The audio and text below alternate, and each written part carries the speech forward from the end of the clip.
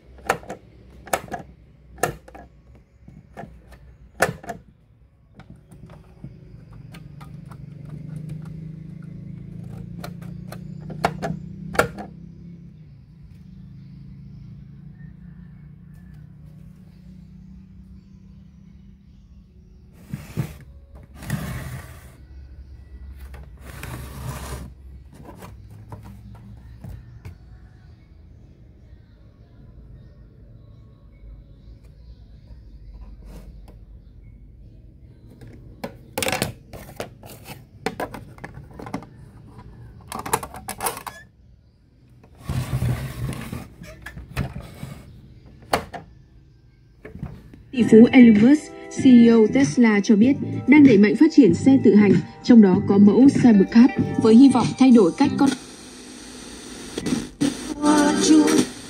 đời sống của hàng triệu người dân. Khi người dân thực sự thấy được những giá trị mà sáp nhập mang lại, họ sẽ đồng thuận và chung tay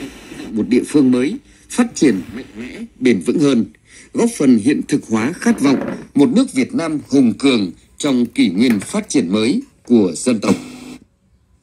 Quý vị và các bạn vừa nghe bài bình luận của biên tập viên Nghiêm Hùng nhan đề sáp nhập các địa phương cần lắm sự. 2001 là con trai của chị Điệp,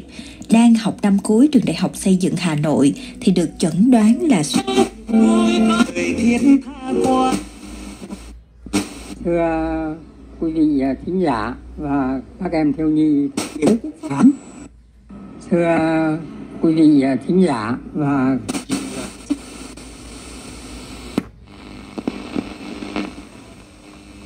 thực tế, việc này sẽ giúp hạn chế tình trạng theo đòn chính sách đánh thuế trên giá trị tăng thêm được thực hiện nghiêm, còn khiến các công ty bất động là gì và làm thế nào để khắc phục được tình trạng này? Ngay bây giờ chúng ta cùng lắng nghe tư vấn của bác sĩ Hoàng Khánh Toàn, nguyên trưởng khoa y học cổ truyền, Bệnh viện Trung ương Quân đội 108. chỉ khả thi khi nhà nước có phương pháp tính chi phí đầu vào và đầu ra chính xác, minh bạch giống như tính thuế thu nhập doanh nghiệp. Ông